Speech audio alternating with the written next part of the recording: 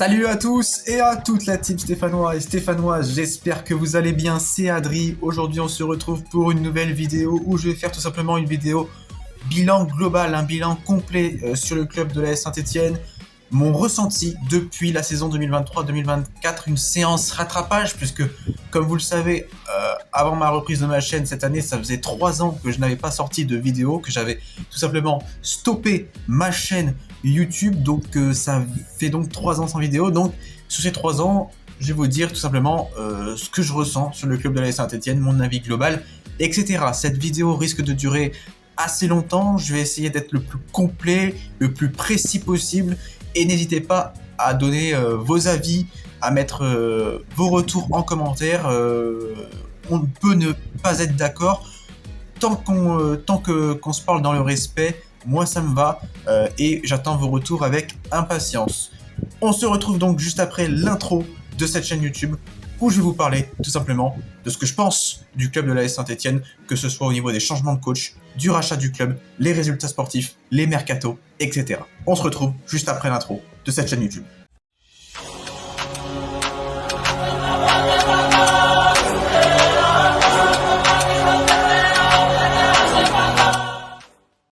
Donc du coup, je vais essayer de faire la vidéo la moins longue possible, entre guillemets, en étant hyper complet. Désolé par ailleurs si vous entendez un bruit de fond, j'ai allumé mon ventilateur qui est juste à côté, je sais pas si vous l'entendez, tout simplement parce que si je le mets pas, je vais crever de chaud, il fait hyper chaud, hyper lourd, donc voilà. Bref, on n'est pas là pour parler de ça, mais plutôt du club de l'AS Saint-Etienne. Donc avant de donner mon avis, je vais vous donner les différents classements que vous connaissez forcément depuis la saison 2023-2024. On va essayer de parler depuis cette saison-là. Donc, sur la saison 2023-2024, on a fini 3e de Ligue 2 en montant via les barrages avec ce but mythique de Wadji dans les prolongations. Avec comme entraîneur, on a eu Laurent Batles en première partie de saison, et en seconde partie de saison, on avait eu Olivier Dalloglio. C'était la dernière saison sous l'ère Romeyer et Cayazo.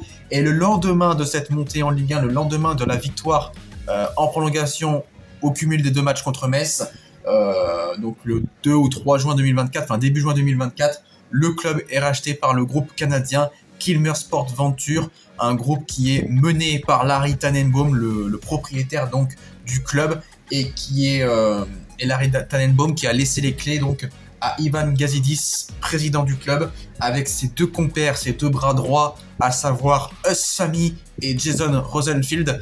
Jason Rosenfield qui est tout simplement celui qui gère le plus la data du côté du club de l'AS Saint-Etienne. Ensuite, l'exercice 2024-2025, donc le premier exercice complet sous Kilmer Sport Venture, on termine 17e, soit avant-dernier de Ligue 1. Donc on descend en Ligue 2 pour leur première année, avec comme entraîneur Olivier Dalloglio et Eric Horneland, qui lui aussi, tout comme Dalloglio un an avant, est arrivé à la mi-saison. Et ensuite, donc cet exercice 2025-2026 qui vient de se clôturer. Je tourne cette vidéo le lundi. Cette vidéo sortira peut-être le mardi ou mercredi, je sais pas. Donc on a terminé 3e de Ligue 2. On a été donc jusqu'en barrage avec comme entraîneur Eric Horneland et Philippe Montagnier, qui lui pour le coup n'est pas arrivé à la mi-saison mais un peu plus tardivement, début février, en remplaçant Eric Horneland. Mais là, contrairement à l'exercice 2023-2024 avec beaucoup plus de moyens financiers, on n'a même pas réussi à monter en Ligue 1, on a perdu en barrage contre l'OGC Nice, 0-0 au match aller à Geoffroy Guichard et 4-1 au match retour à l'Alliance Riviera, à un stade qui était à huis clos. Voilà, donc pour commencer l'exercice 2023-2024. Donc quand j'ai arrêté ma chaîne YouTube, on s'était arrêté en fin de saison 2022-2023, donc je ne vais pas épiloguer sur cette saison. On avait terminé 8e, je me rappelle la dernière vidéo d'avant-match que j'avais faite, c'était lors de Rodez Saint-Etienne. On avait fait un but partout lors de l'exercice 2022-2023, c'était avec Laurent Batles, et bon, c'était l'avant-dernière journée je crois, donc je vais pas épiloguer sur cette saison-là. C'était une saison moyenne, mais en même temps je veux pas trop lui en vouloir à Laurent Batles parce que c'était pas lui le principal responsable. Le problème, c'est qu'on avait pas mal de joueurs en fin de contrat. Quand on est descendu en Ligue 2 la première année, Batles avait dû reconstruire un effectif complet. Alors ok, il n'a pas fait tous les bons choix de joueurs, comme les Jimmy Giraudon, les Lenny Pintor, c'était des flops incroyables. Mais ce que je veux dire par là, il a fait ce qu'il a pu, quoi, avec les moyens du bord. On avait très peu de moyens. Les descentes en Ligue 2, on n'a rien à gagner en descente en Ligue 2. Les clubs n'ont rien à gagner, tout simplement. Ils ont très peu de budget. C'était le cas de Romeyer et Cayazo. Et voilà, quoi. Il y avait énormément de joueurs qui sont partis. Les Bouanga, les Aouchiche, les Amouma, les Nordin, Kazri. Il y a plein de joueurs qui sont partis. Au final, il y en a que 4-5 qui sont restés au début. Green, Palencia, Masson, Silva, Neyou était resté un petit peu, mais non, il était quand même parti après. Enfin, voilà, quoi. Et encore, les Silva et Palencia n'ont pas trop eu leur chance en Ligue 2. Enfin bref, il y a eu 5-6 joueurs qui sont restés. Mouefek, Nadé, très peu de joueurs au final. Donc c'était une équipe complète à reconstruire. Et au final, il y avait très peu d'automatisme pour faire une grosse saison. C'était une saison de reconstruction avec peu de moyens. Donc c'est aussi un peu normal qu'on termine 8ème, même si finalement la saison reste moyenne. Mais on avait quand même bien remonté. Hein, parce que la première partie de saison, je me rappelle, on est dernier avec Batles et on remonte jusqu'à la 8ème place. Et c'est des joueurs comme Larseneur, Apia et notamment Bamba et Nkunku surtout qui nous ont permis de nous maintenir. Et puis Crasso évidemment qui était sous une forme étincelante, même si pour ceux qui me suivent depuis très longtemps, vous le savez très bien, j'ai jamais été un grand fan de Crasso, mais il faut quand même reconnaître qu'en Ligue 2 c'est un très bon joueur et il nous a fait énormément de bien malgré sa nonchalance légendaire et malgré où parfois il n'avait pas suffisamment assez fait d'efforts pendant les matchs. Il avait quand même de très belles statistiques en tout cas. Et donc la saison 2023-2024, donc là je vais quand même parler par rapport à cette saison-là, depuis cette saison-là, donc 17ème, 2023-2024, non pas 17ème, 3ème de Ligue 2 on termine, mais il faut quand même rappeler que quand Batles est parti, là c'était quand même beaucoup plus compliqué. Avec Batles, je me rappelle, on fait une série de 10 matchs sans défaite, c'était pareil d'ailleurs sur la saison 2022-2023 avant d'un peu s'écrouler. On fait 10 matchs sans défaite, on est 2ème ou 1er de Ligue 2 pendant un temps, et après on s'est totalement écroulé, 5 ou 6 matchs de suite sans victoire sous Laurent Batles. Laurent Batles est limogé au mois de décembre et là les dirigeants de l'AS Saint-Etienne décident de prendre Olivier Dalloglio qui a été une réussite en Ligue 2 parce que quand il nous prend on était 10ème, 7ème de Ligue 2, on n'était pas très bien classé, on avait énormément de points de retard sur Angers qui déjà à ce moment-là était 2ème et quand on termine 3ème, finalement on avait même rattrapé Angers, on les avait même dépassés en finissant 2ème, on aurait pu finir 2ème, mais rappelez-vous sur ce dernier match de la saison régulière contre Quevilly-Rouen, on se chie dessus, c'est un peu le problème du club en fait, on a du mal à gérer la pression souvent dans les gros enjeux comme ça. Quevilly-Rouen, qui était déjà relégué en national sur cette dernière journée, ont joué sans prise de tête, sans pression au final, et ils nous ont battu 2-1, sans Green, enfin avec Green dans les buts, c'était sans Larseneur, puisqu'il s'était blessé Larseneur. Et finalement, on monte bien les barrages, mais on avait même dépassé Angers pendant un moment, on était 2ème, on aurait pu finir 2ème, mais on s'est foiré à la fin. Alors que Angers, je me rappelle, ils avaient fait 0-0 contre Dunkerque dernière journée, et si on avait battu Quevilly-Rouen, et on serait en Ligue 1 tout simplement en finissant 2ème et en évitant la pression des barrages, et au final on a su gérer la pression des barrages, c'est ça qui est complètement dingue. Même si contre Metz ça avait mal commencé puisqu'on perdait 2-0 quand même, on est revenu à 2-2 avec ce but de Boadji en prolongation qui nous permettait de monter en Ligue 1 puisque au cumul des deux matchs ça faisait 4-3 pour nous, donc voilà. Donc Dalloglio, franchement, j'ai bien apprécié son passage. En Ligue 2, voilà, il nous a fait remonter en Ligue 1, donc ça c'est cool. 2 ans après, c'était l'objectif de Romeyer et Cayazo de remonter en Ligue 1 2 ans après, en passant 2 ans en Ligue 2 tout simplement. Donc ils ont réussi leur objectif, et là, le lendemain donc, de ce barrage, on est racheté par Kilmersport Venture. Et là, Kilmersport Venture, il y a des choses à dire. Parce que déjà, il décide de conserver Dalloglio. Au début, j'étais pour. Dalloglio, il a fait ce qu'il a pu en Ligue 1, mais le problème, c'est qu'il pouvait pas faire grand-chose avec l'effectif qu'il avait. Là, j'ai le mercato quand même sous les yeux de la saison 2024-2025. J'ai pris quelques notes sur mon ordinateur à côté pour. C'est pour ça que vous voyez que je tourne ma tête, etc. C'est parce que j'ai pris des notes pour éviter d'oublier des choses à dire. Et il y a quand même pas mal de choses à dire sur le mercato 2024-2025 parce que environ 24 millions d'euros dépensés, j'arrondis le truc parce qu'on ne sait pas exactement le nombre exact, mais c'est à peu près 24 millions d'euros dépensés sur leur première année. On n'a jamais dépensé autant sur un mercato dans l'histoire de l'AS Saint-Etienne, c'est pour dire à quel point on a une puissance financière de fou. Larry Tannenbaum est très riche, il est même plus riche que McCourt, le propriétaire de Marseille.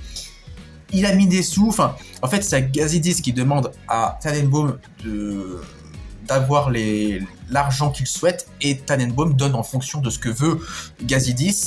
Le problème, c'est que Tannenbaum va ouvrir les yeux quand, parce que ça fait quand même 2 ans là que Kilmer Sport Venture est à Saint-Etienne, et c'est un véritable fiasco pour l'instant, c'est un véritable flop.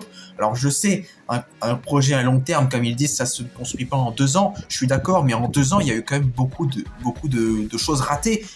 Le premier objectif de Kilmer Sport, c'était de se maintenir en Ligue 1. Et franchement, le maintien en Ligue 1, il était facile à obtenir. Enfin, je me comprends, quand c'était facile, c'était pas facile, mais je veux dire, en fin de saison de Ligue 1, rappelez-vous que ce soit nous, Le Havre, Montpellier, Reims, les équipes n'arrivaient pas à avancer, c'était figé, ils n'arrivaient pas à gagner. Nous, on avait quoi? 2 victoires à faire. 2 victoires à faire pour se maintenir.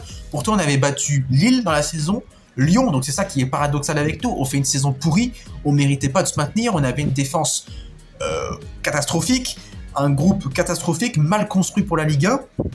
Mais ce qui est paradoxal, on avait battu des équipes comme Lille, Lyon on les avait plus battus depuis cette fameuse tête de Robert Berich dans le temps additionnel.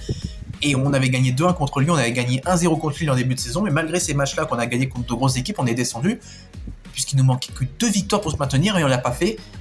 Parce qu'il y avait peut-être un manque de motivation des joueurs aussi, peut-être que déjà les joueurs à ce moment-là, ils avaient lâché Eric Horneland, j'en sais rien, en Ligue 1, je sais pas, en tout cas en Ligue 2, ça s'est vu qu'ils les ont lâchés, mais pour reparler de la Ligue 1, voilà. Mais on avait surtout une équipe qui n'avait pas le niveau pour se maintenir. Je veux dire, malgré les 24 millions d'euros dépensés, ce que je veux dire par là, c'est que sur les 24 millions d'euros dépensés, est-ce que vous pouvez me dire qui avait réellement le niveau Ligue 1 sur ce mercato-là? Je vais vous citer toutes les recrues. On avait acheté au prix librement, donc lui pour le coup c'était Younis Abdelhamid, première recrue du mercato sous Kilmer, un véritable flop. Après il est arrivé en fin de carrière, je lui en veux pas spécialement. Abdelhamid c'est une recrue typiquement qu'on aurait pu prendre sous Remeillet et Cayazo. 4-5 ans en arrière, je l'aurais pris Abdelhamid parce qu'il était au top de sa forme à Reims, ça a été le capitaine rémois. Bon, s'ils l'ont pas prolongé, c'est qu'il y avait sûrement une raison aussi. Je vous avoue, je vais pas vous mentir, Abdelhamid, quand je l'ai vu arriver, j'étais content. J'avais pris en compte évidemment son âge, mais je pensais pas qu'il serait cramé pour autant. Après, voilà, si Reims l'ont pas prolongé, c'est qu'il y a forcément une raison à cela. Mais ce que je veux dire par là, c'est qu'Abdelhamid, ça reste un gros flop quand même. Malheureusement, je me suis trompé, comme les dirigeants se sont trompés. Et lui, pour le coup, c'était une recrue d'Aloglio. C'est ce que Dalloglio voulait. Et c'est ce que je reproche à Kilmer Sport, c'est que Kilmer Sport, c'est un peu la dictature. Il ne laisse pas les entraîneurs. Les entraîneurs n'ont pas leur mot à dire sur le mercato, c'est ce que je trouve dommage. Alors oui, Dalloglio s'est trompé sur Abdelhamid, mais il voulait aussi Cardona. Et moi, je trouve que Kilmer Sport manquait de respect à Dalloglio en prenant Cardona seulement à la mi-saison quand Horneland est arrivé. Voilà, Dalloglio a réclamé Cardona qui a fait une saison extraordinaire, une demi-saison magnifique en Ligue 2, il nous a permis de monter en Ligue 1, c'est aussi grâce à lui, aussi grâce à Larsonneur qui malheureusement, Larsonneur et Cardona n'ont plus le même niveau aujourd'hui, mais il y a 2 ans en arrière, Larsonneur il a été nommé meilleur gardien de Ligue 2, il nous fait monter en Ligue 1, Cardona pareil, et Dalloglio aussi, on a réussi à réenclencher une nouvelle bonne dynamique, et c'est grâce aussi à Dalloglio qu'on est monté. Il a voulu Cardona pour garder de la stabilité, et puis en Ligue 1 il nous aurait bien servi, et au final on le prend qu'à la mi-saison quand Horneland arrive, et Kilmer Sport, Gazidis a clairement dit non à Dalloglio pour prendre Cardona en première partie de saison. Pour moi c'est un manque de respect parce qu'on l'a pris trop tardivement Cardona, et au final même si Cardona en Ligue 1 c'est pas le même niveau qu'un Cardona en Ligue 2, et même s'il n'avait pas même s'il n'avait pas le même rendement, il a mis quand même quelques stats en Ligue 1 Cardona. Il a marqué quelques buts, il a fait quelques passes décisives, et il avait une très bonne entente avec Lucas Tassin. Et oui. Donc bref, pour revenir au mercato, donc on avait recruté Abdelhamid, Ben Holt, Zuriko Davitashvili, Augustine Boaquier, Pierre Cornu, sans déconner, Pierre Cornu quoi. Brice Maubleu, Igor Miladinovic, Pierre Ecoua, Lucas Tassin. 24 millions d'euros de dépensés dans tous ces joueurs environ, et encore Davitashvili. Bon, au début ça avait été dit qu'on l'avait recruté pour 6 millions d'euros à Bordeaux en Ligue 2. Apparemment ce serait moins, mais au final on ne saura jamais le montant exact. Donc on va arrondir à 24 millions d'euros. Plus de 20 millions d'euros dépensés pour un premier mercato de Kilmer Sport. Dans l'histoire de Saint-Etienne, on n'a jamais dépensé autant de millions d'euros. 9 recrues, et dans ces 9 recrues, c'est un véritable fiasco. Pour moi, il n'y a que Tassin et Davitashvili qui ont performé. Le reste, c'est pas terrible, je suis désolé. Lucas Tassin cette saison en Ligue 2 a été beaucoup plus décevant. On sera d'accord pour dire que Tassin n'a pas eu le rendement qu'on voulait voir en Ligue 2. Mine de rien, en 35 matchs, il a quand même réalisé il a quand même mis 11 buts pour 8 passes décisives. Alors je dis pas que ce sont des stats extraordinaires pour un joueur comme Stassin en Ligue 2, mais ça reste quand même des stats correctes, je veux dire. Ce que je veux dire par là, c'est que Stassin, ok, on attendait mieux de lui, il fait une saison très moyenne, très insuffisante, mais en faisant une saison insuffisante en Ligue 2, il marque quand même 11 buts et 8 passes décisives. Imaginez si Stassin en Ligue 2 avait été performant, s'il avait eu toujours la tête à Saint-Etienne, s'il ne pensait pas qu'à sa fausse arrivée au Paris FC, son arrivée avortée, son départ avorté, Stassin, ça aurait été exceptionnel en Ligue 2, parce que même en étant moyen, il marque quand même 11 buts et 8 passes décisives. C'est quand même pas dégueulasse, quoi. Donc ce que je veux dire par là, c'est dommage. Mais Stassin, dans l'ensemble, ça reste un top. Je veux dire, c'est le seul pari pour l'instant réalisé via la data, parce qu'en Belgique, il jouait pas beaucoup à Westerlo, il me semble, de mémoire, hein. Corrigez-moi si je dis une bêtise. Mais en Ligue 1, il s'est révélé chez nous. Il a des vraies qualités d'avant-centre. Pour moi, c'est un très bon joueur, Stassin. Maintenant, j'en attends plus de lui. Après, en Ligue 2, je sais pas si on va le garder, ça va être compliqué. Déjà, on a réussi à le garder une saison. Moi, je suis pas pour qu'on garde les joueurs contre leur gré, parce que s'ils ont envie de partir, qu'ils partent, tant pis, on recrute d'autres joueurs. Surtout que maintenant, on n'a même plus de problème d'argent, donc on peut recruter, si on veut, pas mal de joueurs. Mais il faut que ce soit cohérent. Là, ce que je reproche à Kilmer, c'est que c'est leur data à outrance. Ils ont fait que des recrues data quasiment. Bon, Davitashvili, il avait joué qu'en Ligue 2, mais il avait jamais joué en Ligue 1 avant. On savait pas quel niveau il aurait pu avoir en Ligue 1. Bon, au final, il a le niveau Ligue 1, Davitashvili. Même s'il est régulier, même si parfois on pouvait lui reprocher qu'il faisait pas les retours défensifs, les efforts nécessaires, parfois il levait pas suffisamment la tête, il faisait pas suffisamment les bons choix, mais quand même, pour sa première saison en Ligue 1, je les ai plus en tête, ses stats en Ligue 1, mais il a fait quand même une bonne saison, Davitashvili. Maintenant, il a fait les retours défensifs, depuis que Montagnier est arrivé. Avant, il le faisait pas, parce que c'est aussi la tactique d'Orneland. Mais voilà, Abdelhamid, Old en Ligue 1, il avait fait de très bons débuts en Ligue 1 avant qu'il se blesse, avant qu'il soit touché au ligament. Après, ça a été plus compliqué ces dernières rentrées sous Orneland en Ligue 1. Orneland d'ailleurs, qui l'a fait balader latéral gauche, ça j'ai jamais compris l'idée. Avec Montagnier, c'est vrai qu'il a vachement progressé, mine de rien, Old latéral gauche, parce que c'est un joueur qui n'est, c'est pas son poste tout simplement, c'est un ailier gauche de base, et le faire progresser en si peu de temps latéral, je trouve ça bien, parce que c'est pas facile, mine de rien, de progresser à un poste que l'on ne connaît pas. Mine de rien, je n'y crois pas en hold sur la durée latéral gauche. Pourquoi pas le laisser dans la rotation en Ligue 2 ailier? Moi, ça me dérangerait pas. Après, tout dépend si Davitashvili reste aussi, mais de toute façon, peu importe. Pour moi, il faudra doubler tous les postes en Ligue 2. Il y aura un gros chantier à en faire. De toute façon, si on était monté en Ligue 1, ça ne changerait rien. Même en Ligue 2, il y a un gros chantier à faire. Pour moi, il y a trop de trucs à faire. Il faut reconstruire pas mal de choses, faire un mercato cohérent pour une fois. Là, sur 4 mercatos, c'est assez décevant. Enfin, voilà, quoi. Moi, c'est insuffisant. Pour moi, c'est un fiasco, le projet Kilmer. Je suis très déçu. Quand le club s'est fait racheter, j'étais content comme ça, parce que ça faisait longtemps qu'on attendait le rachat du club, et au final, c'est une déception. Et moi, j'ai toujours dit, si le club se fait racheter, c'est très bien, mais il faut voir par qui on se fait racheter aussi. Je pense que Kilmer, c'est des gens sérieux, dans le sens où financièrement, on n'aura jamais de problème avec eux. On passera toujours la DNCG, ça, je pense qu'il n'y aura jamais de problème là-dessus. Financièrement, c'est très bien, ils nous ont sauvés. Par contre, sportivement, je suis désolé, j'en attends beaucoup plus. C'est quand même le sportif qui prime aux finances, quand même, pour moi. Enfin, le côté financier, c'est très bien, le côté marketing, c'est bien. Oui, bien sûr qu'il faut faire tout ça. Mais c'est le côté quand même sportif qui prime, quoi. On veut rêver en tant que supporter, ça fait trop longtemps qu'on souffre, là. Et donc, au mercato d'hiver, on avait repris Cardona et on avait pris aussi Bernouer, deux prêts avec option d'achat qu'on a levé au mercato d'été 2025 pour la Ligue 2, et là ça me permet de rebondir donc sur le mercato de Ligue 2. On a recruté Traoré, donc ça c'était pour la réserve, je le compte pas spécialement, Mahmoud Jaber, Chico Lamba, Ebenezer Hanan, Joao Ferreira, Strajnia Stojkovic, Joshua Dufus, et donc les options d'achat levées de Cardona et Bernouer. Donc là, à peu près environ 24-25 millions d'euros dépensés encore, si on arrondit un petit peu. Donc encore 9 recrues, si on compte Cardona et Bernouer, mais si on compte de nouveaux visages, ça fait 7 en comptant Traoré, et sans compter Traoré qui est pour la réserve, ça en fait 6. Et au mercato d'hiver, Abdoulaye Kanté, Aboubakar Soumaoro, Julien Le Cardinal, deux prêts avec option d'achat donc pour Kanté et Soumaoro. Est-ce que les options d'achat seront levées? Pour Soumaoro, non c'est sûr parce qu'on a pris une recrue pour ne pas le faire jouer. Ça aussi, il faudra m'expliquer le concept. On avait déjà fait ces erreurs-là par le passé avec Romeo Kayazo en prenant des Gnagnon qui étaient en surpoids incroyable, en prenant des Pavlovic, là, le défenseur croate qui est venu en bagnole de la Croatie jusqu'à Saint-Etienne pour au final pas jouer parce qu'il était en méforme. Et là, on refait la même erreur avec Soumaoro qui au début, quand il arrive, il me semble qu'il était un petit peu blessé. Et au final, après, bon, il était plus blessé, mais il n'a pas gagné sa place. Et il ne pouvait même pas jouer en réserve avec la réserve de Saint-Etienne parce qu'il a été inscrit trop tardivement à Saint-Etienne, ce qui fait qu'il n'a pas fait un match du tout avec Saint-Etienne, donc je comprends pas l'idée. Bon, à la limite, là c'est normal parce qu'à la fin il y avait de la concurrence avec les retours de blessures, mais on aurait pu le tester latéral gauche. Je veux dire, Ben Holt, c'est pas un latéral gauche de métier, Hanan n'a pas spécialement apporté satisfaction, on aurait pu prendre Soumaoro. On aurait pu tester Soumaoro sur, je dis pas spécialement titulaire, mais le faire rentrer en cours de match à la place d'un Ben Holt qui cuit, ou je sais pas, même le mettre titulaire parfois. Je comprends pas de faire des recrues pour au final payer un joueur pour au final ne pas le faire jouer. Ça, j'ai jamais compris le concept. On fait les mêmes erreurs du passé, on ne retient même pas nos erreurs en fait. C'est ça qui est quand même assez incroyable. Donc en tout, là, il y a quand même 12 joueurs de recrutés en comptant mercato été et hiver 2025-2026 et été-hiver 2024-2025.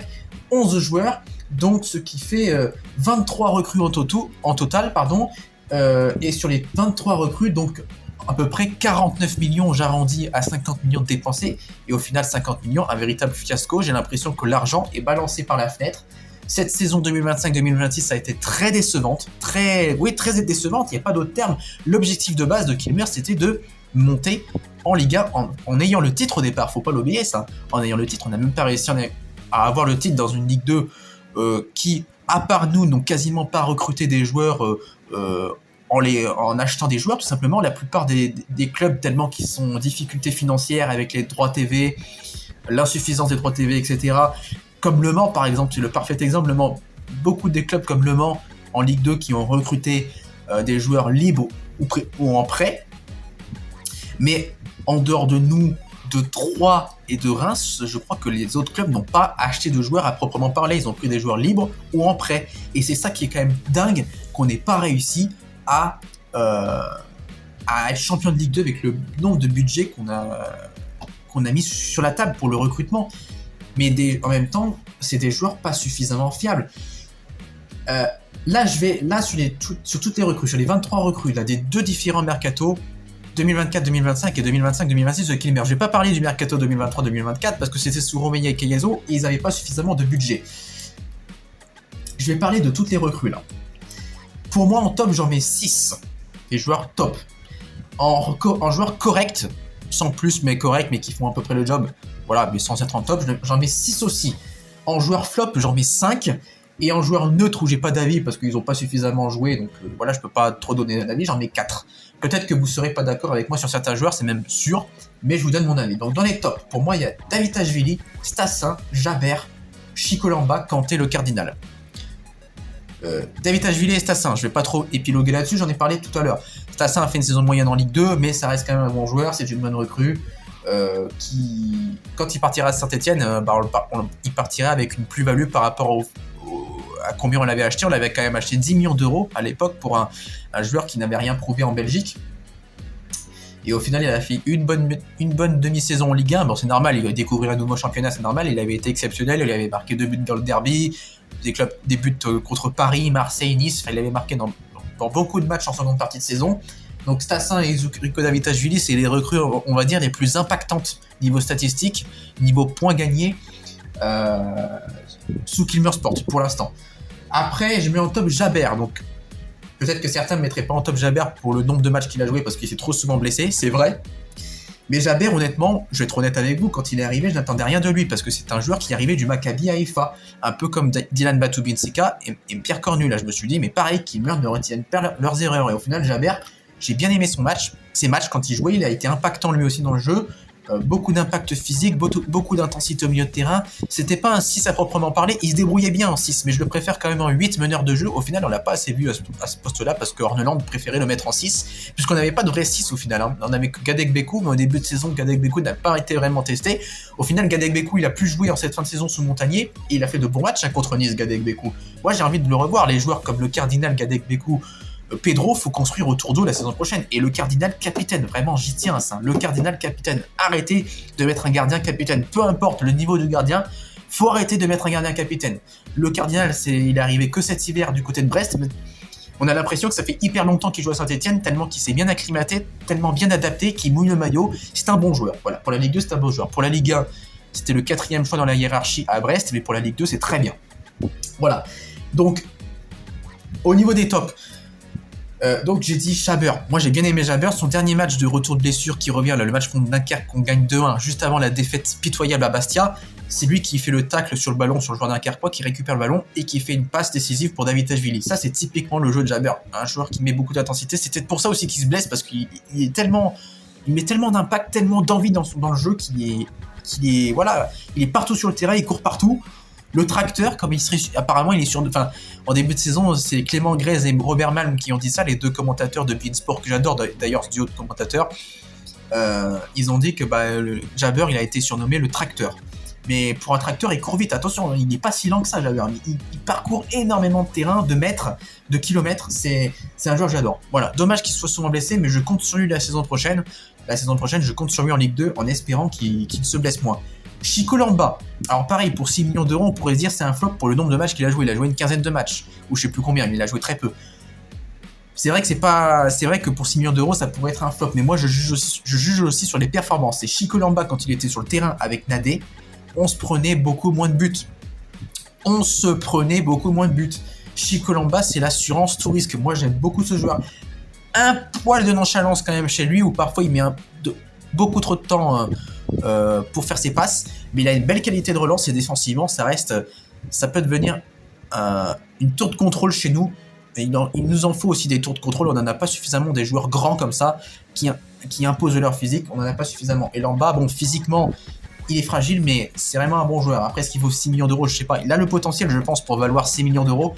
Mais s'il se blesse autant, attention, sa valeur peut vite redescendre. Kanté, alors Kanté, ses derniers matchs, bon, contre Nice, je l'ai trouvé bon, là, le match aller-retour. Ce que je reproche à Kanté, c'est qu'il a fait pas mal de fautes. Il a pris énormément de cartons jaunes, il faut qu'il se calme là-dessus. Bon, les milieux de terrain, c'est normal qu'ils font des fautes, parce que les milieux, leur but, c'est de récupérer les ballons, et puis des fois, ils font pas des gestes réguliers, ce qui fait que l'arbitre revient à une faute, etc. Bon. Il y a des matchs où il est passé à côté, mais il faut pas oublier que Kanté, il est arrivé cet hiver de Middlesbrough, en jouant très peu. Il s'est pas mal blessé avec Middlesbrough. Et au final, ce Montagnier, c'est l'un des joueurs qui a été le plus utilisé, qui a toujours été, du moins quasiment toujours été titulaire. Et il ne s'est jamais blessé. Ça a été un joueur fiable, il a joué tous les matchs. Ce que je reproche, c'est qu'il a pris plein de cartons jaunes encore une fois, mais j'ai bien aimé son impact. Et si les résultats ont été meilleurs, si on a pris moins de pions défensivement par rapport à Orneland en première partie de saison, si on a moins concédé de défaites, c'est aussi grâce à Kanté. Et le Cardinal, mon 6e et dernier top, le Cardinal qui a totalement révolutionné, enfin du moins qui a apporté un vrai plus défensivement et qui a apporté un certain leadership, parce que c'est ce que je reproche aussi à Saint-Etienne, ça fait longtemps qu'on n'a pas de réel patron dans cette équipe, de réel capitaine, de joueur vraiment qui en impose, qui sort les griffes, qui tape du poing sur la table. Le Cardinal, je pense que c'est un joueur comme ça. Alors, hors du terrain, de ce que Montagnier avait dit sur certaines conférences de presse, il avait dit que le Cardinal, ça reste un joueur discret en dehors des terrains, etc. Mais sur le terrain, c'est un joueur qui parle énormément. On le voit faire beaucoup de signes, de parler.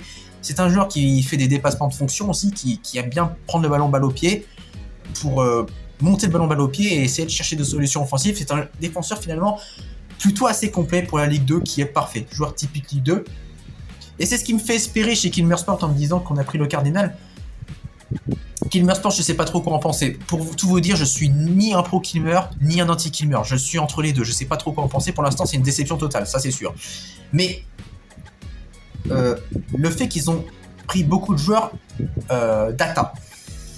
Moi, ça me dérange pas qu'ils utilisent la data, mais c'est trop, voilà. Trop, c'est trop, vous voyez.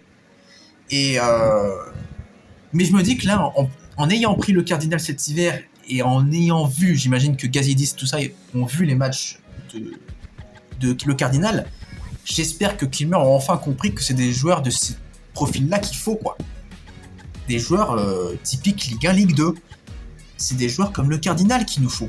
Il faut arrêter avec cette data à outrance. Cette data n'a pas fonctionné jusqu'à présent. D'ailleurs, dans les tops, là, j'en mets que deux qu'on a pris pour la Ligue 1, quoi.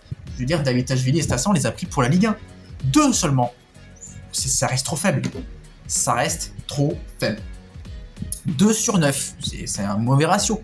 2 sur 9 recrues pour la Ligue 1. Enfin, 2 sur 11, on va dire, si on compte le mercato hivernal. En joueur correct, moi que je considère correct, sans être en top, mais ni en flop non plus, voilà. Ben Holt, bon, c'est un joueur limité, mais qui mouille le maillot. Après, je sais pas si ça a été une bonne idée de le prendre, parce que, il est arrivé du championnat australien, il arrive du bout du monde, et c'est aussi pour ça qu'il s'est blessé quand on était en Ligue 1, parce que il est revenu de trêve, il a voulu reprendre l'entraînement tout de suite avec Saint-Etienne, et il s'est blessé. C'est aussi ça, aussi de prendre des joueurs data, pas spécialement fiables physiquement, enfin surtout qu'ils viennent de trop loin. Ben Holt, il vient de loin, quoi. Il est venu de loin pour, de base, son poste c'est quand même ailier. Alors au début en Ligue 1 avec Dalloglio, sur les 2 premiers matchs, on l'avait trimballé un peu milieu offensif, milieu de terrain. Après il est passé ailier gauche, ailier droit, et finalement là, il est passé latéral gauche cette saison. En fait, il a fait à peu près tous les postes, Ben Holt. Il manque plus qu'il passe latéral droit et c'est bon, quoi. Parce que je veux dire par là, c'est un joueur, voilà, n'a pas été aidé non plus parce qu'il a été trimballé un peu partout. Bon, Ben Holt, ça veut ce que ça vaut. Il a ses limites, mais il a quand même progressé, je trouve, au poste de latéral gauche. Maintenant, je ne crois pas en lui sur le long terme en Ligue 2, en Ligue 1, au poste de latéral gauche. Il faut recruter un vrai latéral, ce serait mieux. Il faut arrêter aussi de bricoler. Mais Ben Holt, voilà, j'aime bien quand même ce petit. Voilà, il a quelque chose, un certain potentiel. Bon, je pense que ce sera jamais un très bon joueur, mais un bon joueur de Ligue 2, je pense, à son poste, ailier, et un joueur moyen de Ligue 1, on va dire. Voilà. Augustin Boaké, je le mets en joueur correct aussi. Il a fait une saison pas terrible en Ligue 1, mais encore une fois, il découvrait le championnat de Ligue 1, il venait du championnat autrichien, c'est pas la même chose. Et oui, c'est bien beau ces joueurs data, mais pour qu'ils s'adaptent, ça prend aussi du temps. C'est pour ça que moi, les joueurs data, je veux bien qu'ils en prennent, mais 1 ou 2 ou 3 maximum, et le reste des joueurs d'expérience pour entourer ces nouveaux visages là qui connaissent pas le championnat français, parce que autant de joueurs data, ça voudrait dire autant de joueurs qui connaissent pas le championnat, et le temps qu'ils s'adaptent, le temps qu'il y a des automatismes. En plus, Boaké, Holt, tout ça, bon, Boaké, Holt, à la limite, ils parlent anglais, mais tout le monde parle pas la même langue non plus. Enfin, c'est pas facile, quoi, prendre beaucoup de nationalités comme ça. Et le temps qu'il y a des automatismes de contrôler tout, ça prend du temps. C'est normal, c'est un projet à long terme, mais ce que je veux dire par là, il faudrait les mettre avec des joueurs d'expérience. On n'a pas assez fait ça, des joueurs d'expérience en Ligue 1. La plupart, c'est des joueurs, des recrues data, quoi. Et Boaké, bon, en Ligue 1, c'était moyen, et puis il s'est pas mal blessé en plus en Ligue 1. En revanche, en Ligue 2, j'ai bien aimé sa saison. Et son repositionnement au milieu, moi j'ai bien aimé en 10, Boaké. En 10-8, franchement, il est bien meilleur qu'ailier, quoi. Là où j'ai trouvé bon ailier, c'était ailier gauche en début de saison avec Corneland. Ailier droit, je trouve qu'il n'est pas aussi impactant, il n'arrive pas à se retrouver, on dirait qu'il n'a pas le sens du jeu ailier droit. Ailier gauche, il a fait quelques bonnes perfs en début de saison, mais milieu offensif, en 8, moi je le trouve vraiment bon. Son repositionnement a été une réussite, il a mis quand même pas mal de buts et de passes décisives, j'ai pas le nombre de... J'ai pas ses statistiques en tête, mais il fait partie des meilleurs passeurs de Ligue 2, à coup sûr. Il a été très impactant, sa saison est bonne, même si ça reste un joueur irrégulier, parfois un peu limité, c'est-à-dire que techniquement il est pas mauvais, il sait se retourner facilement, mais il fait pas toujours le bon choix à la passe des fois. Des fois il fait toujours parfois un contrôle trop long ou une touche de balle trop longue qui l'emmène le ballon trop loin et il perd la balle bêtement. Parfois il fait une passe un peu trop dans le dos de ses coéquipiers, mais il est capable de faire de belles passes aussi. Il a un bon pied gauche, il est capable aussi de mettre de très beaux buts. Pour se retourner, il est très bon. Les contrôles orientés, il est très bon pour ça. Après, là, il doit s'améliorer, c'est dans la lucidité, dans la vision de jeu. Des fois, il fait pas toujours les bons choix, mais il a quand même progressé cette saison. Et hâte de voir Boaké. Je compte aussi sur lui, Boaké, pour la Ligue 2 la saison prochaine. Mais prochainement, je ferai un live bilan sur ma chaîne YouTube où on va faire un live bilan de cette saison 2025-2026 avec en prenant tous les joueurs de l'effectif cas par cas, en ayant les avis de tout le monde, de ceux qui seront là en intervenant, et vous dans le chat, je compterai sur vous dans le chat pour venir nombreux et nombreuses, pour donner vos avis, quels joueurs on garde, etc., cas par cas. Je ferai un live bilan quand certaines personnes seront disponibles, parce que c'est pas facile d'avoir des personnes disponibles au moment où je veux faire les lives, où je peux faire les lives aussi, parce que je peux pas en faire tout le temps non plus, mais voilà, quoi. Mais quand on fera un live bilan, vous en faites pas, on fera un bilan cas par cas de cette saison 2025-2026 avec tous les joueurs de qui on veut garder, qui on veut vendre, qui on veut prêter, etc. On se mettra un petit peu dans la peau de Gazidis, etc. Donc bref, Boakier pour moi c'est que ça reste quand même une recrue correcte. Je mettrais Ekwa aussi. Alors Ekwa pour certains ça pourrait être un flop, et je comprendrais vu son comportement. Il a eu un comportement minable, c'est vrai. Maintenant, est-ce que ça valait le coup de lever l'option d'achat de 6 millions d'euros? Pour moi on a perdu du temps avec ce joueur-là. Je veux dire, en Ligue 1 il a fait une saison correcte en étant irrégulier. Après pour un 6, moi c'est pas ce que j'attends d'un 6. Pour moi un 6 c'est un joueur qui doit récupérer les ballons comme fait Kanté. Kanté, son problème, c'est que avec le ballon, c'est un joueur assez inutile. Il doit progresser avec le ballon, il sait pas trop garder le ballon. Mais pour récupérer le ballon, c'est un bon 6, même s'il fait aussi parfois beaucoup de fautes, c'est bien. Kanté, je préfère largement un profil à Kanté à Ekwa. Ekwa, pour un 6, je suis désolé, il récupérait pas assez de ballons. Moi, Ekwa, je le vois plus comme un joueur relayeur, quoi. Un joueur relayeur. Mais un 6, c'est... Voilà, un 6, moi, ce que je demande, c'est gratter des ballons. Il en grattait pas suffisamment, Ekwa. Et si on est descendu en Ligue 2, c'est aussi à cause de lui. Aussi à cause de cette défense pourrie, mais aussi à cause du milieu défensif.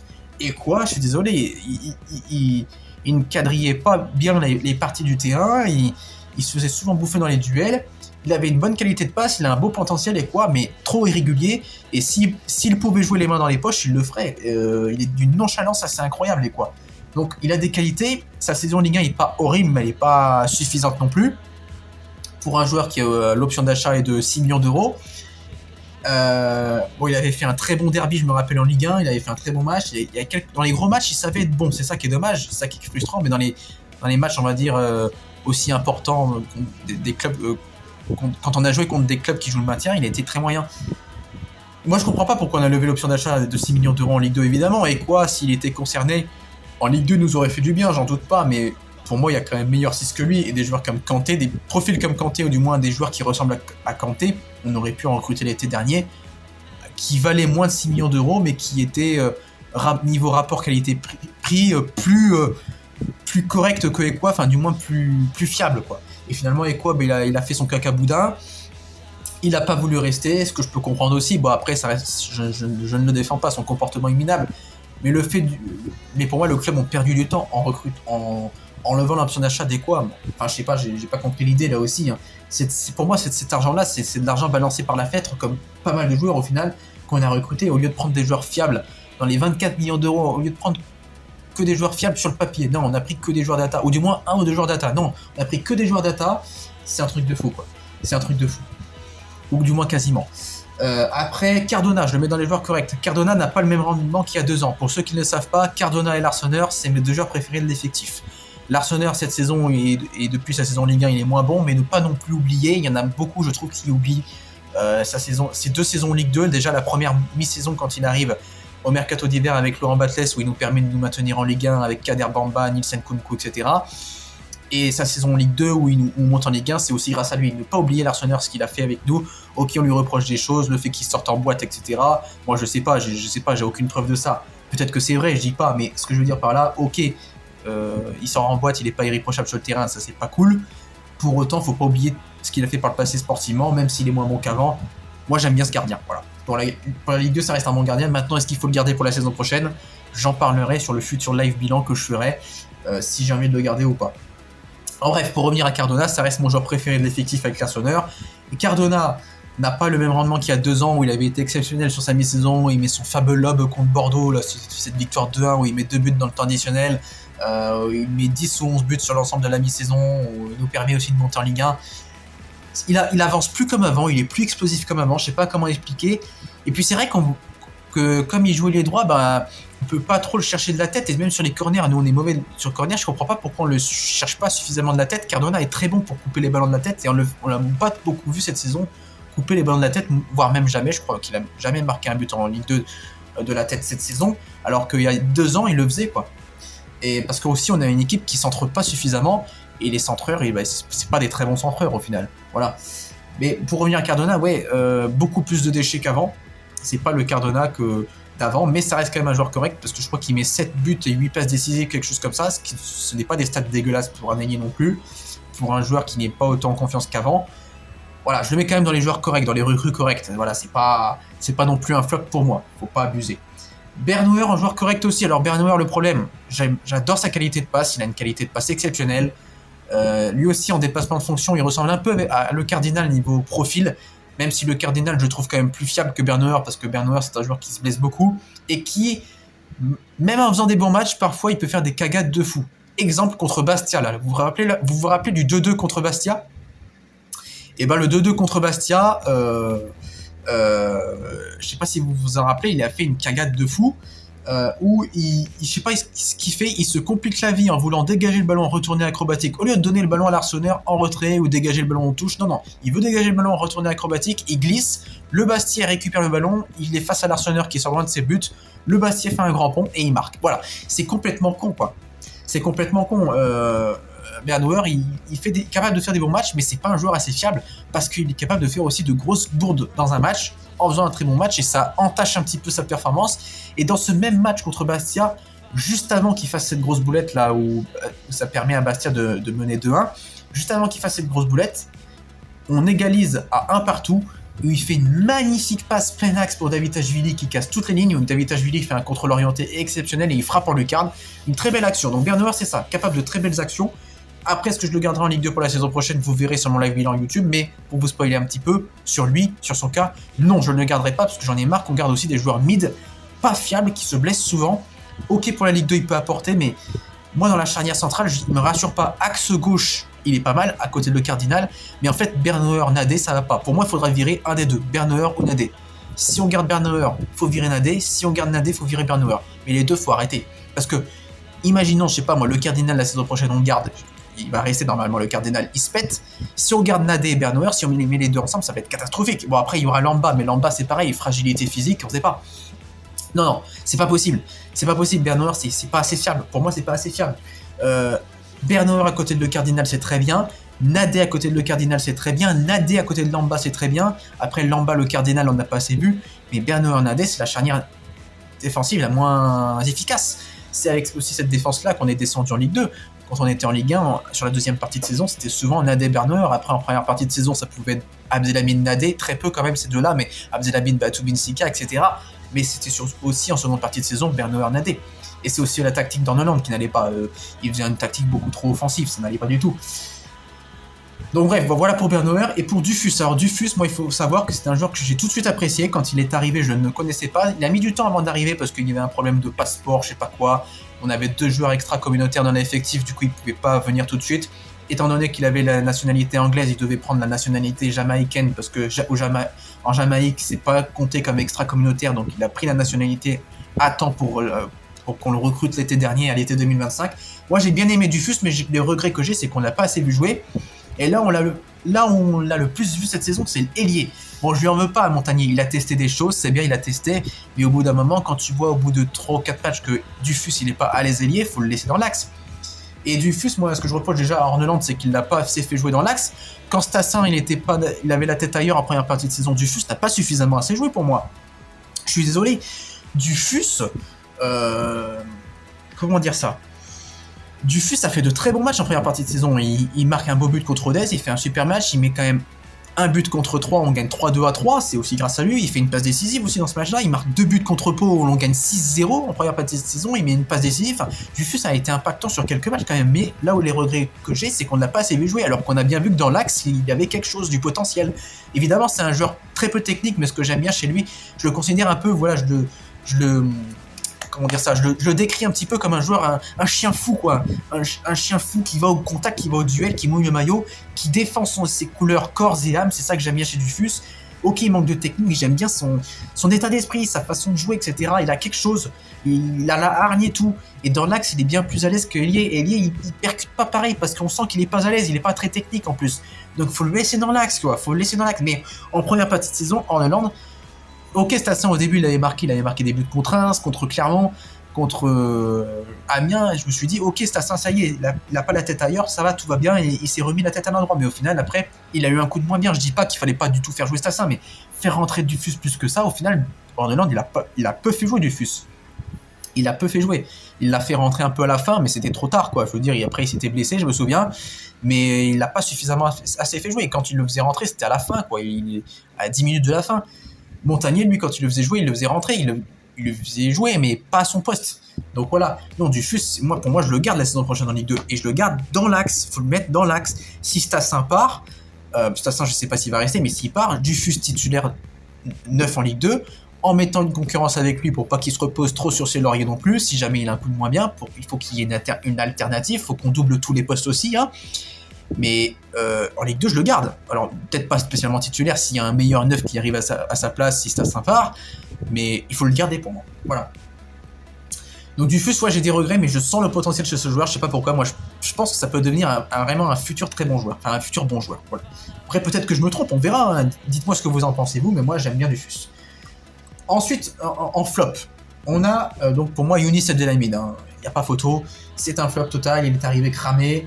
Comme je l'ai dit, j'aurais aimé qu'on le prenne 4-5 ans avant sur Romilly Cayazo. Moi, je pense qu'il était atteignable financièrement à Reims. Il a été le capitaine de Reims. Si on l'avait pris 4-5 ans avant, ça aurait été une aubaine pour nous en défense. Il aurait fait énormément de bien. C'est comme ça. Bon, je lui en veux pas spécialement non plus. Il était en fin de carrière. Pierre Cornu, c'est l'énigme. J'ai rien contre Léo Petro. J'aime beaucoup Léo Petro. C'est un joueur qui mouille le maillot, qui nous a permis aussi de remonter en Ligue 1, qui marque le but de la réduction de l'écart contre Metz, qui nous permet de revenir dans le match, enfin de revenir à égalité sur le cumul des deux matchs. Il a fait une très bonne saison en Ligue 2, mais je veux dire, pour la Ligue 1, on savait que c'était limité, tout comme Apia d'ailleurs. Et ce que je reproche à Kilmer, c'est qu'ils n'ont pas suffisamment bien renforcé les latéraux, quoi, les postes de latéraux. Comment tu pouvais garder Apia titulaire en Ligue 1? Tu savais qu'il allait se faire dépasser. La plupart des buts qu'on concédait en Ligue 1 venaient de son côté à Apia. Alors je dis pas que c'est que de sa faute, mais pas mal de buts venaient de son côté aussi. Et du coup, on a quand même recruté Cornu, donc on a Kilmer Sport Venture, Gazidis et compagnie là.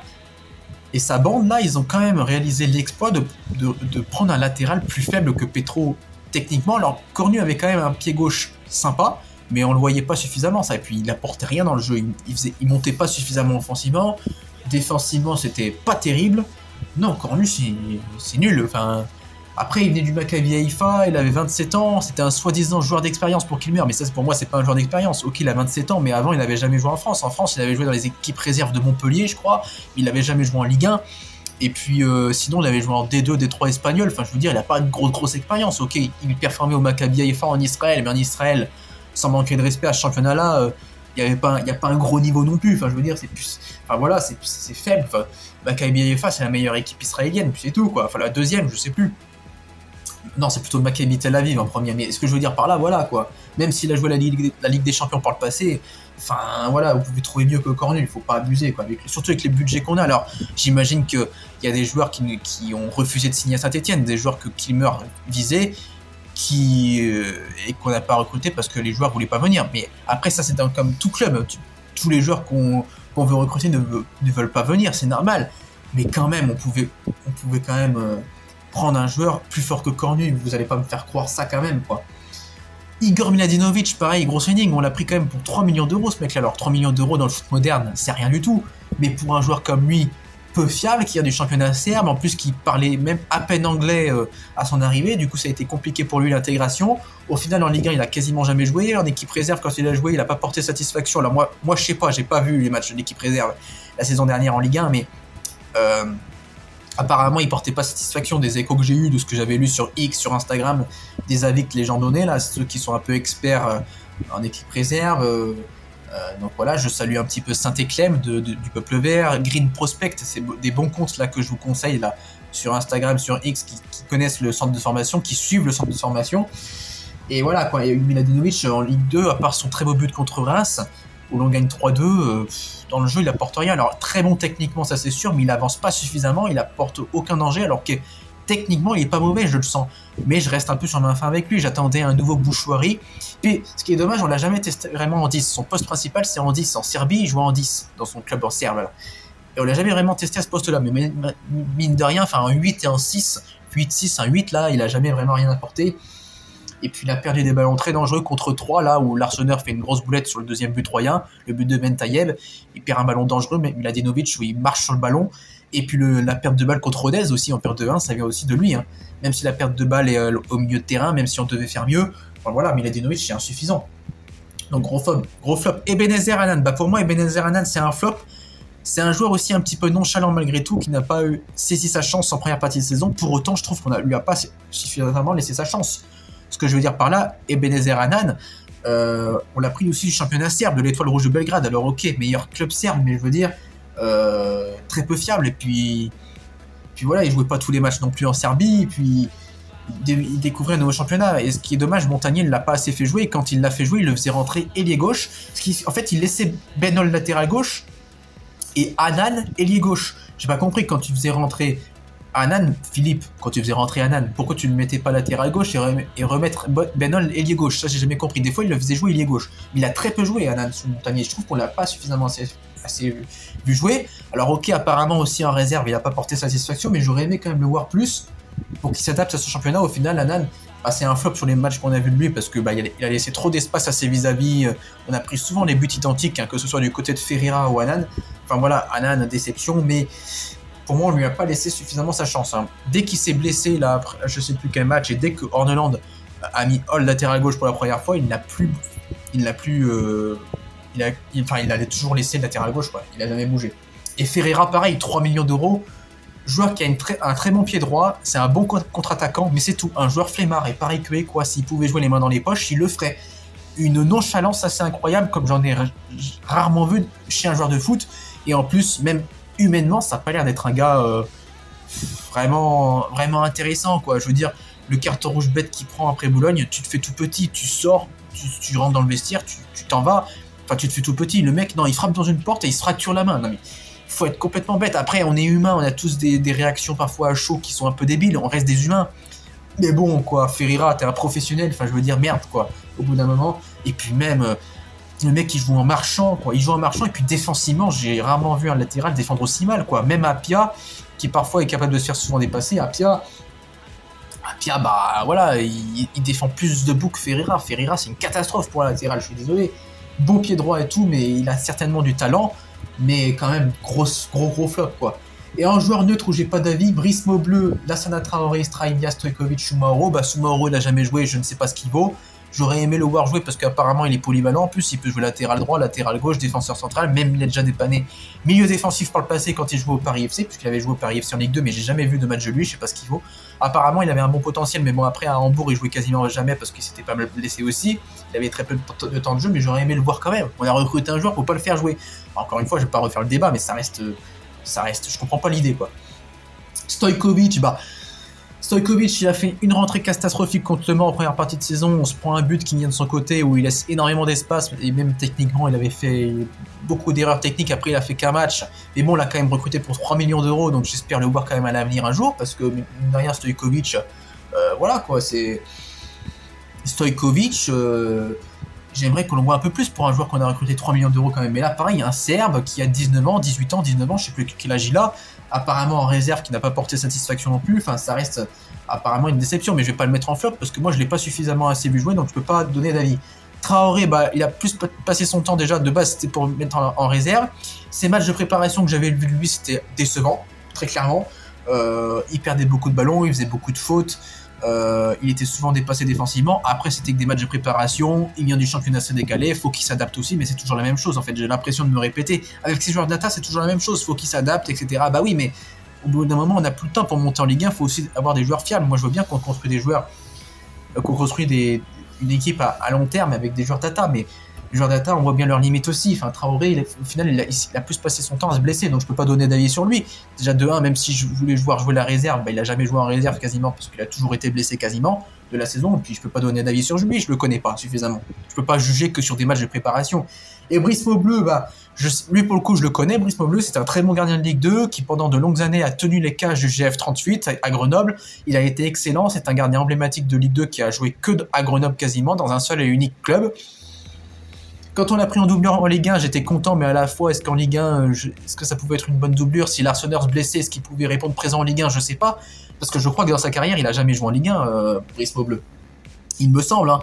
Donc, en Ligue 2, il était très bon. Donc, ses premiers matchs, j'ai été déçu de lui en Coupe de France, que ce soit contre Marseille où l'on perd 4-0. Même les matchs contre les clubs amateurs où il concède un penalty contre Quetigny. Vous vous en souvenez de ce match-là? Où on perd 3-1 sous le brouillard, ce fameux match sous le brouillard, on gagne 3-1, pardon. Brice Maubleu avait concédé un penalty, j'avais pas aimé, il m'avait pas rassuré sur ces matchs. là en Coupe de France, et ça m'a surpris parce que je savais que c'était un bon gardien de Ligue 2. Alors après, est-ce que c'est le fait aussi que comme il joue pas souvent, comme c'est une doublure, c'est pas facile de garder le rythme, surtout que le poste de gardien ça reste un poste particulier, je sais pas, mais j'avais pas aimé ses premières prestations. Et là, depuis qu'il a assuré l'intérim, là, quand Larsonneur s'est blessé en fin de saison, bah, il a fait quelques clean sheets, même s'il a pas eu beaucoup d'arrêts à faire, il a quand même fait le boulot. Et je me rappelle justement du match qu'il avait joué à Grenoble, on fait 0-0, il sort 2 très beaux arrêts. Et sur la fameuse séance de tir au but contre Rodez, il a été le héros en stoppant quand même 4 tirs au but. On savait qu'il était réputé pour ça, pour savoir arrêter les pénaltys. Donc Brice Maubleu, franchement, je suis content de l'avoir. Maintenant, il a 36 ans, il est en fin de contrat. Est-ce qu'on va le garder? Je sais pas. Moi, j'aimerais, j'avoue, avoir un nouveau gardien à Saint-Etienne. Mais ça, encore une fois, j'aurai le temps d'en parler sur le live bilan de cette saison 2025-2026. Voilà. Maubleu, moi j'aime bien. J'ai bien aimé quand même sa fin de passage à Saint-Etienne. Et pas sûr qu'il prolonge, mais en tout cas, moi je sais que c'est un bon gardien et qu'il pourrait servir dans un autre club de Ligue 2, même à 36 ans, s'il part de Saint-Etienne l'été prochain. Voilà. Et il aurait pu être encore plus le héros s'il avait transformé son tir au but. Malheureusement, son penalty contre Rodez qui avait été stoppé par Quentin Bratt sur sa barre transversale. Quentin Bratt qui a été nommé meilleur gardien de Ligue 2 à Rodez et c'est mérité. Un très bon gardien. Et tout comme Rodez, bah, ils ont fait une bonne saison. Enfin voilà un petit peu, et pour parler de Montagnier, parce que Montagnier j'en ai très peu parlé, c'est un coach que je garderai la saison prochaine en Ligue 2. Pour moi c'est un très bon coach de Ligue 2 qui a fait une belle série de 9 matchs sans défaite avant de faire un sprint final horrible. C'est un coach qui connaît la Ligue 2, qui a fait remonter en étant champion de France de Ligue 2 Toulouse à l'époque, qui a fait remonter Lens, bon avec la saison de Covid, la saison qui s'est arrêtée prématurément, même si c'est Franck Hez qui avait pris les rênes de Lens en tant qu'entraîneur en fin de saison. La plupart de la saison a été gérée quand même par Montagnier, je me souviens. Même par le passé en Ligue 1, il a su maintenir les clubs en Ligue 1 facilement, à peu près facilement, que ce soit Toulouse, Rennes, Valenciennes, etc. Donc franchement, Montagnier, il a une grosse expérience. Avoir Ilan en adjoint, moi je trouve que c'est bien. Ilan pour gérer le côté offensif et le côté défensif avec Stéphane Nièvre en tant qu'adjoint. Voilà un petit peu pour mon bilan. J'espère que cette vidéo vous aura plu. 55 minutes de vidéo, je suis désolé, ça a duré, enfin à peu près du coup un peu plus avec l'intro. Ça a duré un peu longtemps, mais j'espère quand même que ça a été un plaisir pour vous de m'avoir écouté. Donc voilà, pour faire une conclusion globale, Kilmer Sport déception. Voilà, ils ont sous-estimé la Liga et la Ligue 2 pour moi, c'est une grosse déception. Et puis les changements d'entraîneur, Orneland, moi j'ai pas du tout aimé, voilà, tactiquement limité. Un seul système de jeu mis en place en un an, non, c'est trop limité Orneland. Et puis j'en veux énormément à Kilmer Sport d'avoir pris ce coach-là. Un joueur, c'était quand même un gros pari de le prendre. Il a connu que le championnat norvégien, donc c'était quand même très compliqué. Voilà. Merci à vous de m'avoir écouté. N'hésitez pas à vous abonner, à liker et à partager la vidéo à tous vos potes supporters de l'AS Saint-Etienne et fans du ballon si ce n'est pas déjà fait. Je vous laisse là-dessus. On se retrouve très bientôt pour de nouvelles vidéos, de nouveaux lives. Normalement, si tout se passe bien, la reprise des entraînements, ce sera dans un mois, le 1er juillet. Si tout se passe bien, si on garde Montagnier, il y aura une réunion prévue dans la semaine pour Montagnier. Et d'ailleurs, petit clin d'œil, donc là on est lundi au moment où je tourne cette vidéo, j'ai regardé hier le match des héros qui s'est déroulé à 19h30 le dimanche, donc victoire 4-3 de la team des héros contre les anciens verts. C'était vraiment un moment sympa à Geoffroy Guichard, 18 000 spectateurs, le stade qui n'était pas plein, mais bon, c'était un événement spécial et même il y avait quand même une belle ambiance. Bon, après c'était une ambiance un petit peu spéciale parce que à deux jours d'une non-remontée en Ligue 1, le fait qu'on reste en Ligue 2, bah forcément, voilà, les gens ils étaient pas aussi contents forcément, mais bon, il y avait quand même une ambiance sympa et puis ça m'a fait plaisir de revoir ces anciens visages. Stéphane Ruffier qui a enfin eu son ovation, Romain Mouma, des joueurs comme ça que j'ai bien kiffé, Gradel, etc. Vraiment un magnifique moment, c'est le football qu'on aime tout simplement. On a vu de très très belles images, c'était vraiment sympa. Avoir Stéphane Ruffier dans les buts, Jesse Moulin qui a joué latéral gauche avec son grain de folie, latéral droit, défenseur central, il a joué tous les postes et après il est passé gardien, il a voulu même marquer, il a voulu traverser tout le terrain. Ah, Jesse Moulin, c'est un malade, mais c'est des images comme ça qu'on aime bien, voilà, c'est un match caritatif, en plus c'est pour la bonne cause, c'est pour le Téléthon, c'est contre la maladie de Charcot, c'est pour permettre aux chercheurs de trouver un sérum, enfin un vaccin, enfin du moins quelque chose pour soigner cette maladie, voilà, parce que cette maladie de Charcot, la maladie de Charcot malheureusement c'est ce qui a touché Georges Beretta, une légende des Verts qui est décédé il y a 3 ans en 2023 de cette maladie-là, et c'est une maladie malheureusement qui pour l'instant ne se soigne pas, et j'espère que ce sera le cas à l'avenir. Voilà, on termine sur ces beaux mots, sur ces belles phrases. Je vous laisse là-dessus, cette fois-ci, réellement. Allez les Verts. Quoi qu'il arrive, on sera toujours là partout, toujours dans la victoire comme dans la défaite. C'était Adri, alias Total. Allez, c'est ce. Bye les gens.